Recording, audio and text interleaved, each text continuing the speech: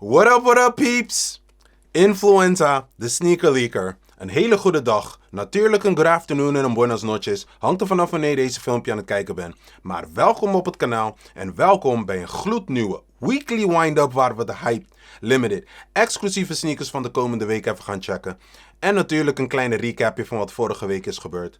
En als jullie mijn filmpje van vorige week hebben gezien, dan weten jullie wat ik al was aan het aankondigen last week.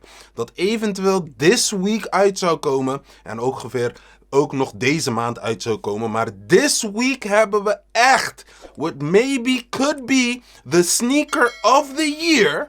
En next week is er ook nog bepaalde releases die uit gaan komen. Dat ik persoonlijk vind dat eventueel de sneaker of the year kan zijn. Maar daar gaan we het volgende week wel even over hebben. Voor this week hebben we ook eentje. Of tenminste, nou nee, het is gewoon eentje wat we hebben. Want al die andere vond ik niet zo interessant. Maar this one well. So let's get right into it. De weekly wind-up van week 46, 46, 46. You guys see the soort van die excitement. It is exciting, man. I got a couple of things to say about the sneaker. Maar let's get right into this one. The weekly wind-up van week 46, 46, 46. Let's gizzy.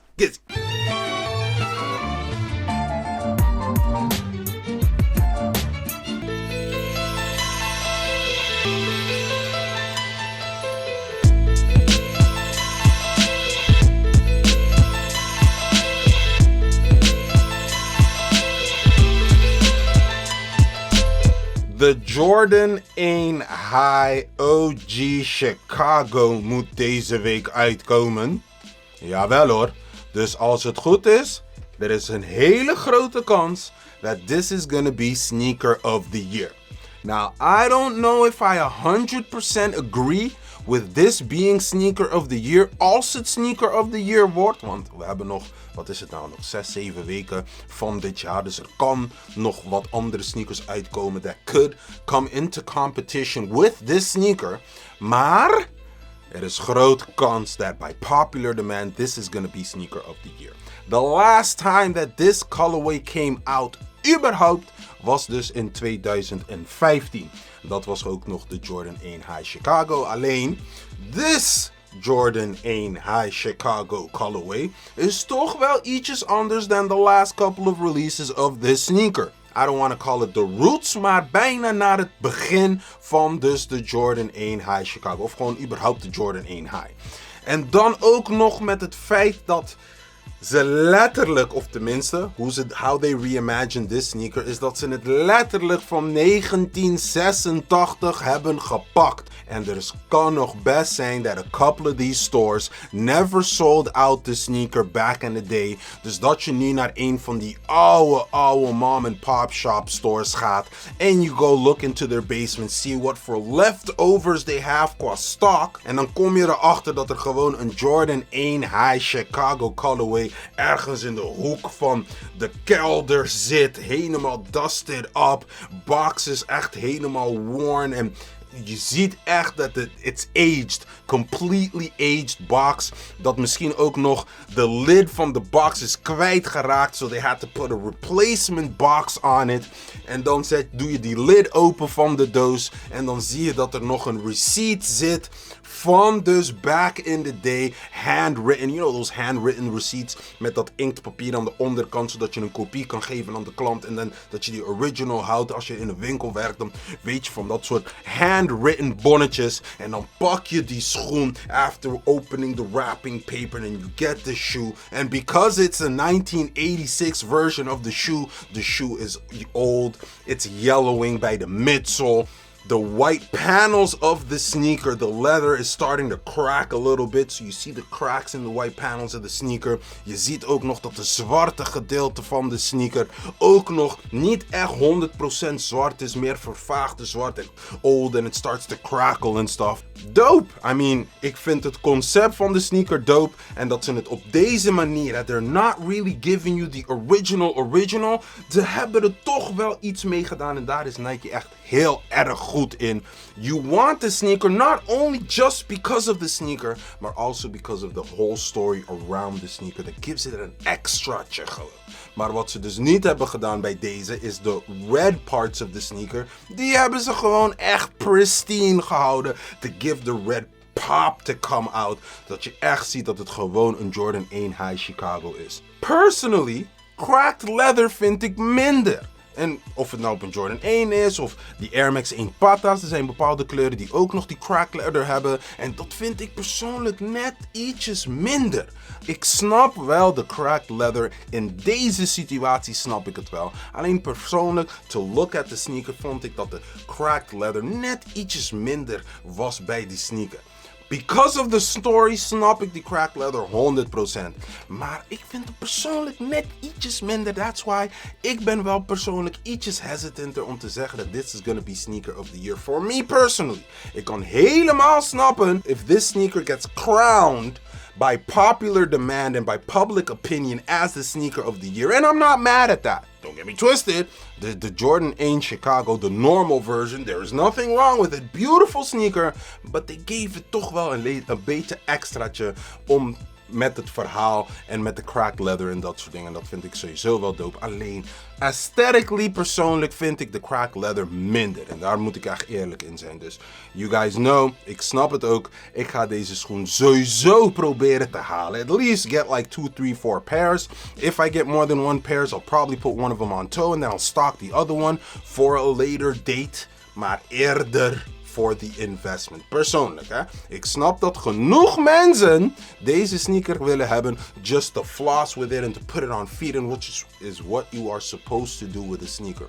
Maar ik persoonlijk, because of the cracked leather, I don't know if I'll go on feet quickly enough met deze sneaker. If I only have one. If I have more, I'll probably put one of them on feet. Maar als ik maar eentje binnenkrijg, als ik helemaal niks binnenkrijg, dan is deze feestje afgelopen.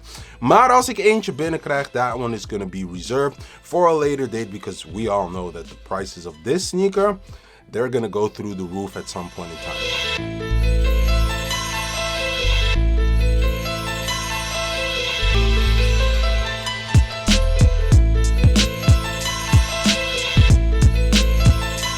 Maar dus dat, peeps. Het was een beetje aan de korte kant, maar dat was de Weekly Windup van week 46. En natuurlijk voor week 47 komt er ook nog een schoen uit dat I think can compete with the Jordan 1 OG Chicago. En dat is de waneer Jordan 4. Now I know there's gonna be people that are not really gonna like the colorway, dit, dat. En zus is zo, snap ik. Maar de Jordan 4 waneer, that is one that I actually need to get. For straight to the toe. Maar daar gaan we volgende week weer even mee verder. Let's go to the recap of week 45, 45, 45, and see what happened to those sneakers that came out that week.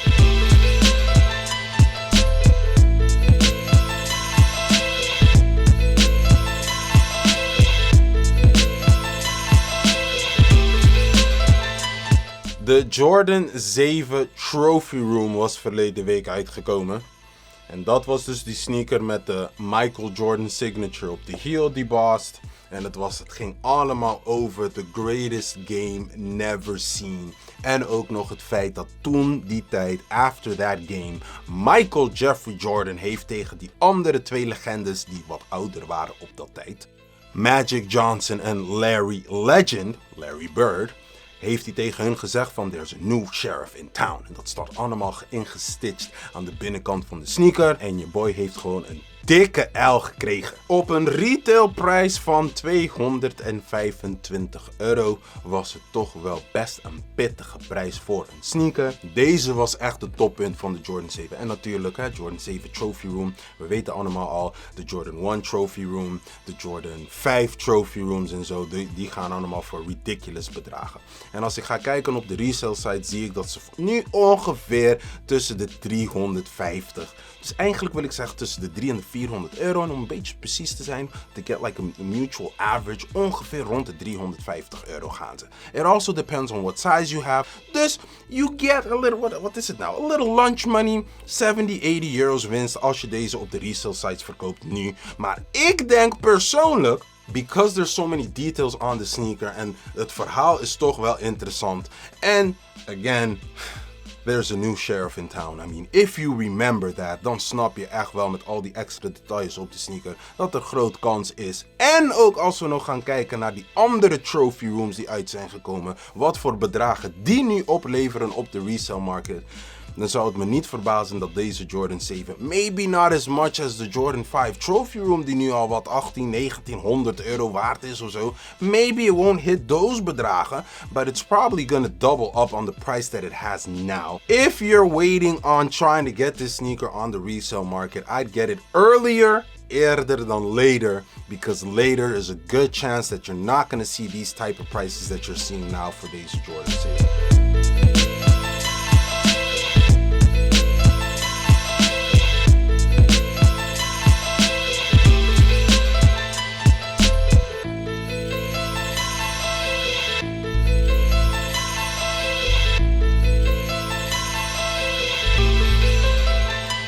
Gaan we verder met de SB Dunk Low Why So Sad, die ook verleden week uit was gekomen. En dat was die SB Dunk Low, dat was in de motief van depression en suicide dat aangekaart wil worden. And make it a better conversation, because there's a lot of people met suicidal thoughts en depression en dat soort dingen. De samenwerking van deze schoen was echt om dat aan te kaarten. Daarom ook nog die Why So Sad branding erop. They're promoting for you to go outside and do more activities. En dat zou ook nog moeten helpen with depression. En ook nog tegen de suicide en dat soort dingen. Retail was 110 eurotjes. En dus voor de kwaliteit van de sneaker was 110 eurotjes not the same als dus een Trophy Room 7 die voor 225 euro was gegaan. Deze was gewoon een klein 110 eurotjes. En als we gaan kijken naar de size 13 resale game, dan zie je dat deze schoen voor ongeveer, wat is het nou, 230 euro ongeveer. Hè? In een size 13 gaat dat op het moment. En depending on what size you have, denk ik toch wel dat right now voor de quick flip maak je weer almost the same thing als wat je voor de Jordan 7 Trophy Room kan maken. We're talking like at the most 100 euro winst. Maar met de fees en dat soort dingen op de resale markets, tenzij je het lokaal verkoopt, you're making maybe 70, 80 euro's op het moment. Maar de vraag is dus ook van, is het nou verstandig om deze nu door te verkopen? Als ik heel eerlijk moet zijn met deze sneaker, I am not too sure. Next year summer, what will it double up? Gaat dit dan iets van 400 euro waard zijn? I don't know. I think maybe, omdat het nu richting de 230 staat in de size 13 gang, kan het zijn dat het wel 300 of 350 euro kan aantikken next year. Maar kan het dan de 400? Gaat het naar de 500 en zo? Dat denk ik dan weer net niet. Maar misschien een 350 euro kan wel best healthy zijn voor de sneaker. But to tell you guys honestly, I am not too sure.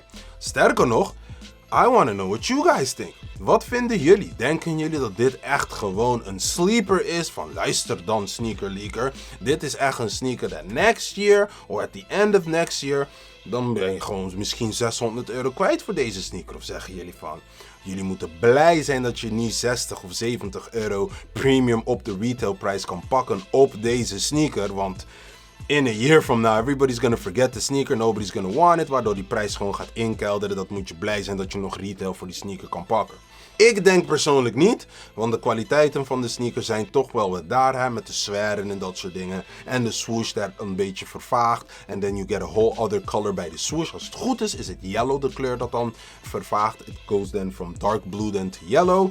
En ook nog de translucent sole nog erbij en zo. En ook nog het hele verhaal eromheen. If you feel that story, dat om die sneaker heen is, dan ga je die sneaker wel wat meer waarde geven. Dus deze vind ik echt een toss-up. Niet net als de Jordan 7 Trophy Room. Deze vind ik echt een toss-up. It can go either way. Maar I think, just to be on the safe side, I think it probably will hit richting de 3, misschien de 350. Maar of het hoger dan dat gaat, dat blijft nog de vraag.